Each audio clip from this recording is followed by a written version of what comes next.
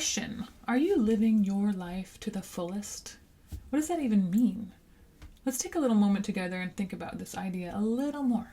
Join me.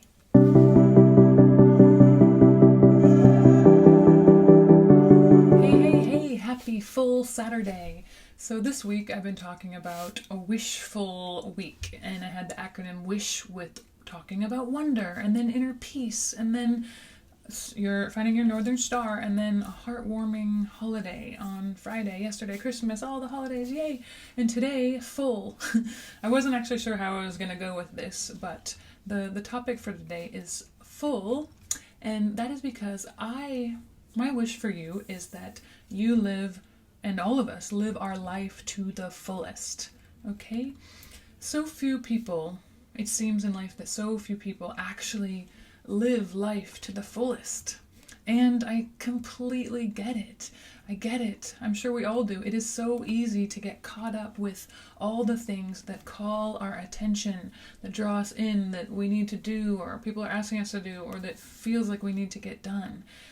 So much so to the point where we are not living life for us anymore, but rather living for those external things, which, yes, I know a lot of them are important, you have to do just to live life, but at some point we have to separate that.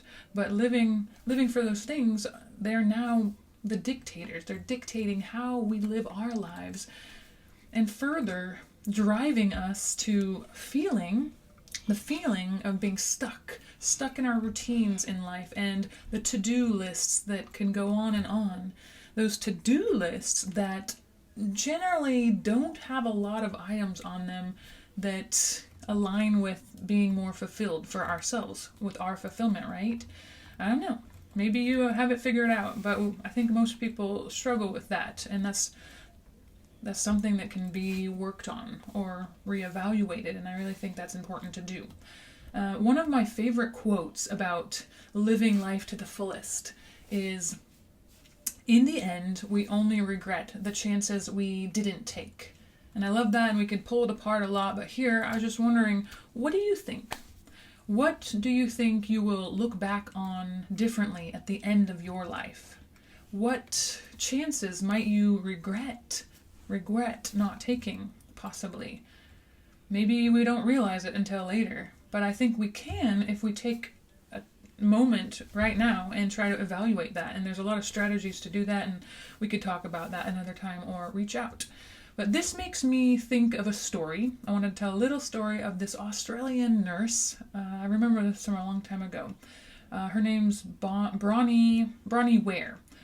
She looked after patients in the last 12 weeks of their lives.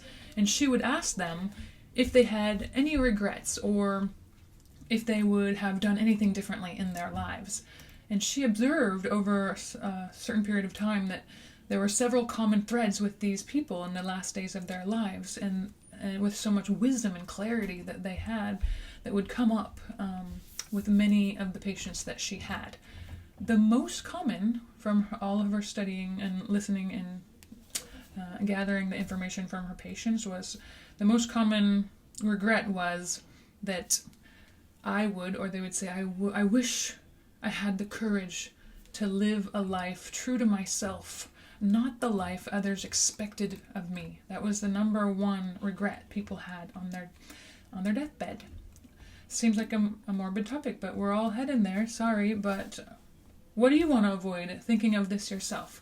So we often realize we truly want something when we can no longer have it. I think we can all think of something like that. This goes with all things in life. Things like going after our hopes and our dreams, the quality of time that we have or we spend or we choose to have or spend with our friends and our family, our health, and time. Simply, very complicated at the same time, simply time.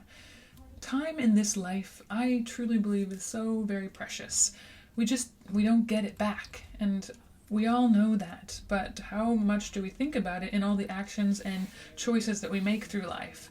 And I get it, life, there's a lot to it, but still, finding fulfillment for yourself is high priority, I would think, and I'd hope. So, if we all took a moment every day to at least realize what a gift time is, and in and of itself how valuable it is, and the fact that we're still here.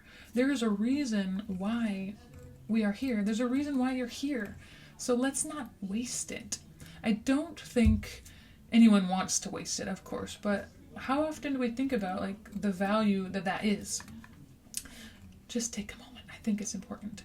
I also think a possibility is that a lot of people think that it's impossible to do whatever is on our minds, or those dreams that we want to go after that might make us fulfilled or feel more full. And not knowing maybe can stop us from doing that, but let this be your friendly reminder that you can do things that might sound impossible at first. A famous saying is, everything seems impossible until it is done. And without even trying, you'll never even understand if that is something that is important or that could even come close to fulfilling you in your life. So, my wish for you is that you look back on your time, even now, from what you've experienced in life, now or even later, when you are on that deathbed. Sorry, I hate to bring that up, but it's a reality. But when you get there, when you're looking back on that time, and I hope you feel full and fulfilled. And maybe there are some things you might not be able to do anymore now, but my hope for you is that the things you still can do now, that you go after them, get after them, and don't let those things also be things that keep you from being fulfilled. Thank you for listening, and I hope it was meaningful and thought-provoking, and that you go after whatever that might be for you. Love and hugs, your Life Lessons Guide, Lily. Cheerio.